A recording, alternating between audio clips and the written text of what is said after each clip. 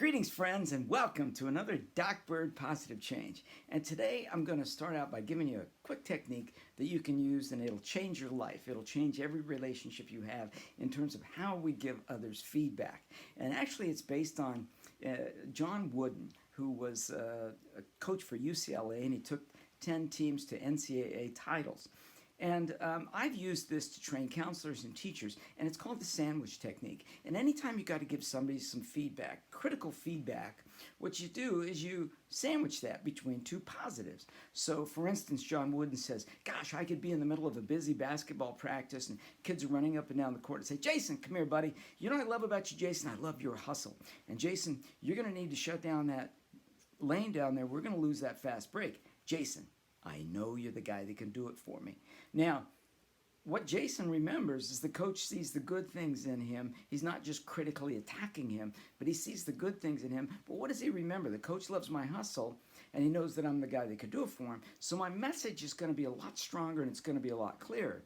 And the reason I'm coming to you with that technique today is because there's been a lot of conversation lately about inappropriate things that have been said, and that there's systemic racism and a lot of other things. And Annie and I did a lot of talking about how sometimes things are said out there and people may not even be aware of the little things that they're doing to prop up systemic racism. Now, Annie and I, we've spent our entire careers trying to promote kindness and civility and compassion, and we know that there have been times when we've had awkward moments where somebody has said something and you walk away, because you felt like, oh, gosh, I was just the deer in the headlights. And our brains often go to 1,000 reasons why I should not have spoke up in that moment about something that was inappropriate, like, well, I'm never going to see this person again, or, gosh, I just didn't know what to say. Well, it's just Uncle Charlie. We got to be around him once a year at Thanksgiving.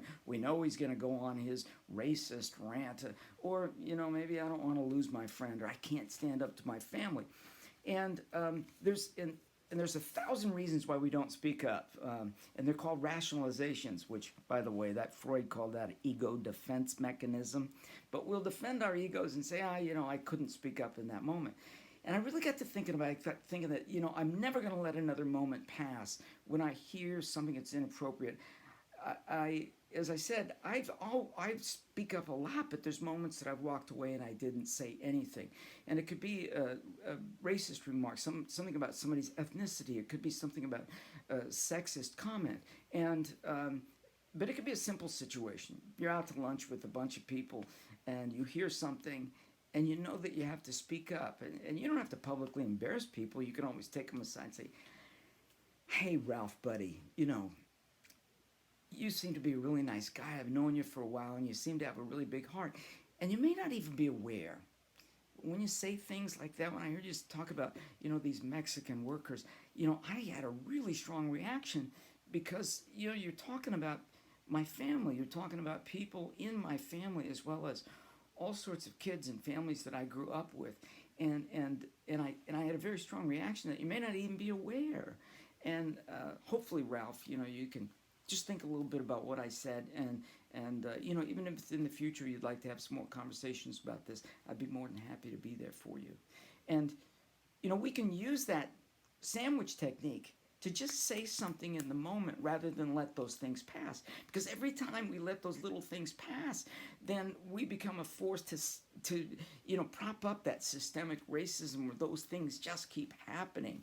And like many of you, we've been faced with these situations, and I just made up my mind that I never want to sit on the sidelines ever again, and I want to be able to stand up every time to racism.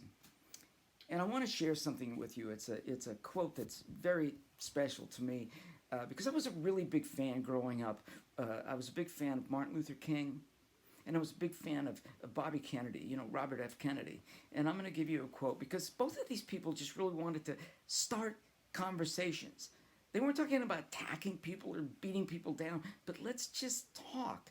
And this is what Robert Kennedy said. He said, each time a person stands up for an ideal or acts to improve the lot of others or strikes out against injustice, that person sends forth a tiny ripple of hope.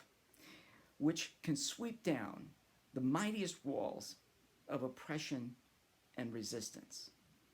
And I love that because everyone listening here today has the opportunity to be that tiny ripple. And you know, if we had enough of those tiny ripples, I really believe we can change the world. And it all starts with people just talking about this stuff. Talking about this stuff. And if in any way this video resonates with you, please share it. And please comment, because I really want to keep this conversation going. Thanks. And thanks for listening to me today.